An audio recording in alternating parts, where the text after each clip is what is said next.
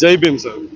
ಇವತ್ತು ನಮ್ಮ ಬಾಬಾ ಸಾಹೇಬ್ ಅಂಬೇಡ್ಕರ್ ಭಾರತ ರತ್ನ ನಮ್ಮ ಕಣ್ಣಿಗೆ ಕಾಣಿದ ದೇವರು.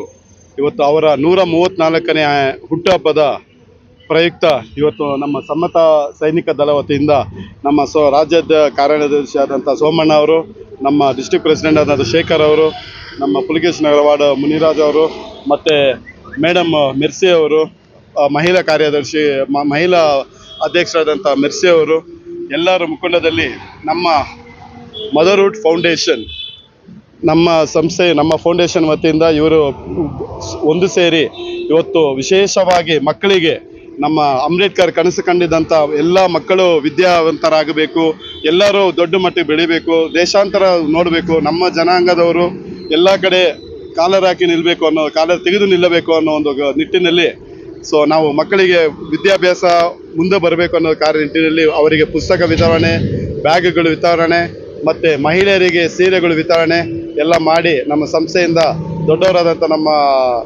ನಮ್ಮ ಸೋಮಣ್ಣ ಅವರ ಬೆಂಬಲದಿಂದ, ನಮ್ಮ ಸಮತ ಸೈನಿಕದ ಬೆಂಬಲದಿಂದ ಇವತ್ತು ವಿಶೇಷವಾಗಿ ಎಲ್ಲ ಬಡ ಮಕ್ಕಳಿಗೆ, ವಿದ್ಯಾರ್ಥಿಗಳಿಗೆ, ಇವರಿಗೆ ಎಲ್ಲರಿಗೂ ನಾವು ಹಂಚಲಾಗಿದೆ ಸರ್. ಎಷ್ಟು ವರ್ಷದಿಂದ ಮಾಡ್ತಾ ಇದ್ದೀರಾ ಸರ್?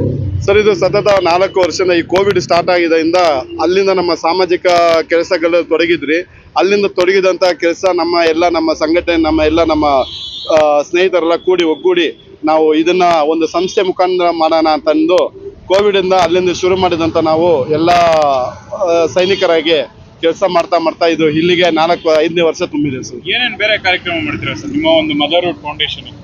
ಸರ್, ವಿಶೇಷವಾಗಿ ಬಂದು ನಾವು ಅಂಬೇಡ್ಕರ್ ಜಯಂತಿ ಆಗ್ಬೋದು, ಒಳ್ಳೆ ವಿದ್ಯಾರ್ಥಿಗಳನ್ನ ಬೆಂಬಲಿಸುವಂಥ ಕಾರ್ಯಕ್ರಮಗಳು, ಅಲ್ಲೇ ಇದು ಬಡ ಮಕ್ಕಳಿಗೆ ಇವಾಗ ರೋಡಲ್ಲಿ ಇರುವಂಥ ಏನು ಮನೆ ಮಠ ಇಲ್ದಿರೋರಿಗೆ ಬೆಡ್ಶೀಟ್ಗಳಾಗ್ಬೋದು, ಸ್ವೆಟರ್ಗಳಾಗ್ಬೋದು, ಮಳೆಗಾಲದಲ್ಲಿ ಕೊಡೆಗಳು ಕೊಡುವಂಥದ್ದಾಗ್ಬೋದು, ವಿದ್ಯಾರ್ಥಿಗಳಿಗೆ ಇದು ಅಂತ ಪುಸ್ತಕ ನೀಡುವಂಥದ್ದಾಗ್ಬೋದು, ಆಶ್ರಮಗಳಿಗೆ ಹೋಗಿ ಊಟ ನೀಡುವಂಥದ್ದಾಗ್ಬೋದು, ಸ್ವಲ್ಪ ನಮ್ಮ ಮಕ್ಕಳಿಗೆಲ್ಲ ಏನು ನೀಡೆಡ್ ಇದೆ, ನಮ್ಮಿಂದ ಏನು ಡಿಮ್ಯಾಂಡಸ್ ನಮ್ಮ ಹತ್ರ ಬರುತ್ತೆ, ಆ ಡಿಮ್ಯಾಂಡ್ನ ನಾವು ನೋಡಿ ಎಲ್ಲರೂ ಒಕ್ಕೂಡಿ ಎಲ್ಲ ಮಾತುಕತೆ ಮಾಡಿ ಅದನ್ನ ನಾವು ಚಾಲ್ತಿಯಲ್ಲಿ ತಗೊಂಡ್ಬಂದು ಕೊಡ್ತಾ ಇರ್ತೀವಿ ಸರ್. ವಿಶೇಷವಾಗಿ ಎವ್ರಿ ಒಂದು ಫ್ರೈಡೇ ನಾವು ಬಂದು ಊಟ, ಬಿರಿಯಾನಿ ಈ ಥರ ಕೆಲವೊಂದು ಊಟ ತಿಂಡಿಗಳನ್ನ ವಿತರಣೆ ಮಾಡ್ತಾ ಒಂದು 500 ಜನಕ್ಕೆ ಊಟ ವಿತರಣೆ ಅಂತೂ ವಾರ ನಡೀತಾನೆ ಇರುತ್ತೆ ಸರ್.